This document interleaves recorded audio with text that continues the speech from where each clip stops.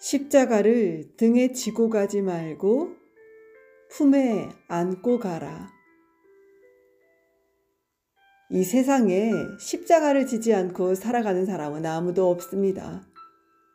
누구나 크고 작은 자기만의 십자가를 하나씩은 등에 지고 살아가고 있는데요. 저 녀석은 내가 죽을 때까지 지고 가야 할 십자가야. 이렇게 말하며 가슴을 쓸어내리는 부모에게는 자식이 십자가입니다. 저희는 내 십자가야. 죽일 수도 살릴 수도 없어.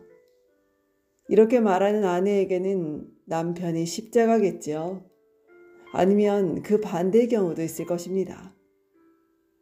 우리는 십자가라고 하면 사랑보다 고통을 먼저 떠올립니다. 도저히 감당할 수 없으나 죽을 때까지 감당할 수밖에 없는, 기회가 주어진다면 그대로 버리고 싶으나 결코 버릴 수 없는 고통의 덩어리라고 생각합니다. 왜 그럴까요? 그건 아마 십자가에 못 박혀 죽은 청년 예수의 고통을 떠올리기 때문일 것입니다. 십자가에 못 박혀 죽어가는 예수의 고통은 영상을 통해 이미 실제 장면처럼 우리의 뇌리 속에 각인되어 있습니다. 그래서 십자가란 고통의 상징이자 은유입니다. 앞에서도 얘기했지만 저놈은 내 십자가야 하고 말했을 때 그 십자가가 바로 내 고통의 원흉이라는 뜻입니다. 그러면서 고통의 고통만 생각하지 고통의 의미와 가치는 외면하게 됩니다. 우리에게 고통이 주어진다는 것은 고통의 의미와 가치를 소중히 여기라는 뜻이 전제되어 있는데도 그걸 외면해버리고 마는 경우가 많은 것 같아요. 십자가에는 고통만 있는 게 아닙니다. 사랑도 있죠. 고통과 동시에 사랑의 의미와 가치가 내포되어 있습니다. 그러나 대부분의 사람들은 십자가를 사랑의 의미보다는 고통의 의미로만 받아들이고 있습니다. 그래서 십자가라고 하면 무조건 거부하거나 체념하고 등에 지고 가야 할 운명적인 존재라고 생각합니다. 버리고 싶지만 버리지 못하고 지고 가지 않으면 안 될 고통의 바위, 징벌의 험산이라고 생각하고 각자 자기의 십자가를 지고 갑니다. 그러다가 너무 무겁고 힘에 부쳐 다른 사람이 대신 좀 지고 갔으면 하고 바랍니다. 그러나 내가 아플 때 누가 대신 아파줄 수 없는 것과 마찬가지로 십자가는 누가 대신 지고 갈 수는 없는 것입니다. 그런데 서강대에 계신 송복모 신부님은 십자가를 등에 지고 가지 말고 품에 안고 가라고 맙니다. 십자가는 등에 지고 가거나 땅에 끌고 가는 것이 아니라 다정히 품에 안고 가는 것이라는 건데요. 등에 지고 가니까 힘이 든다는 겁니다. 등에 무거운 것을 고통스럽게 지고 가는 것은 자기 의지와는 상관없이 억지로 지고 가는 것이기 때문에 더 고통스럽게 느껴지겠죠. 그런데 십자가를 품에 안고 가는 것은 고통을 받아들이고자 하는 자기 의지와 인내가 있다는 것입니다. 저는 이 말씀이 얼마나 가슴에 와닿았는지 모르겠습니다. 이 말씀을 통해 저는 마음이 편안해졌거든요. 결국 십자가를 거부하려고 애쓰지 말고 공손히 받아들이라는 뜻입니다. 이왕 자기 십자가를 운명이나 숙명이라고 생각한다면 등에 지고 가는 것보다 품에 안고 가는 것이 훨씬 더 인간적이라는 것입니다. 엄마가 젖을 먹일 때 아기를 품에 안고 먹이는 것처럼 자기 십자가를 젖을 먹이는 아기와 같이 귀한 존재로 생각하라는 것인데요. 작은 십자가든 큰 십자가든 십자가의 무게는 똑같습니다. 우리는 다른 사람의 십자가가 자기 십자가보다 더 작고 가볍다고 느낍니다. 저도 다른 사람처럼 좀 가벼운 십자가를 지닐 수 있게 되기를 간구하지만 그것은 참으로 헛된 일이더라고요. 한 학자가 불만에 찬 어조로 하느님께 항의를 했습니다. 어떤 사람은 행복하고 어떤 사람은 불행합니다.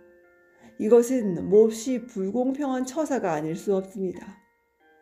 하느님은 그의 말을 듣고 그를 요르단 강변으로 불렀습니다. 요르단은 사람들이 세상살이를 마치고 건너오는 이승과 저승의 경계 지역이었습니다. 사람들은 저마다 크고 작은 십자가를 지고 강을 건너왔습니다. 하느님은 그 학자에게 말했습니다. 저들이 지고 온 십자가의 무게를 다 달아보아라. 학자는 하느님의 명에 따라 강을 건넌 사람들의 십자가를 모두 달아보았는데요. 그런데 이게 어찌 된 일입니까? 큰 십자가도 아주 작은 십자가도 그 무게가 똑같았습니다. 학자는 아무 말도 못하고 하느님만 쳐다보았죠. 그러나 하느님이 말했습니다. 나는 십자가를 줄 때 누구한테나 똑같은 십자가를 준다. 그런데 어떤 사람은 행복하게 웃으면서 가볍게 안고 살고 어떤 사람은 고통스러워하면서 쇳덩어리처럼 무겁게 짊어지고 산다.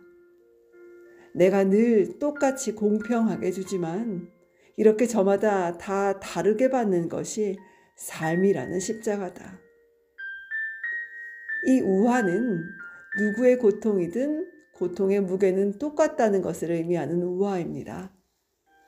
다른 사람의 고통은 가벼워 보이는데 왜 나의 고통은 이렇게 무겁고 힘드냐고 생각하지 말라는 뜻이기도 하고, 나에게 가장 알맞고 편안한 십자가는 지금 내가 지고 가는 십자가라는 뜻이기도 합니다. 저는 요즘 자기 십자가가 진정 무엇인지 먼저 깨닫는 일이 퍽 중요하다는 생각이 드는데요. 어쩌면 자기 십자가가 무엇인지도 모르며 살아가는 사람들이 더 많을 수도 있습니다. 무엇이 진정 우리들의 십자가일까요? 저는 자기가 사랑하는 사람이 바로 자기 십자가일 것이라고 생각합니다. 사랑하는 사람은 기쁨도 주지만 기쁨만큼 고통도 주기 때문입니다. 어쩌면 기쁨보다 고통이 더 클지도 모르겠어요. 저는 어쩌면 제 어머니의 십자가일 것입니다. 80이 넘은 제 어머니는 아직도 저를 위해 그리고 철없는 제 아이들을 위해 기도를 하십니다. 저는 어쩌면 제 아내의 십자가일 것입니다. 부부는 악연이라는데 제 아내는 저와 맺어진 악연의 고리를 끊어버리고 싶으나 끊어버리지 못하고 있는지도 모르겠습니다. 저는 곰곰이 생각해 봅니다. 그러면 나의 십자가는 무엇인가 하고, 저는 제 자신이 바로 나의 십자가라고 생각됩니다. 제 속엔 제가 원하지 않는 제 자신이 너무나 많기 때문입니다. 그 많은 제 자신이 모두 저의 십자가인데요. 제 자신만큼 저를 괴롭히고 고통스럽게 하는 십자가는 없습니다. 나라는 십자가를 품에 꼭 안고 가야 하겠습니다. 이상 내 인생에 힘이 되어준 한마디 책을 낭독해 보았습니다. 오늘도 좋은 날 되십시오, 여러분.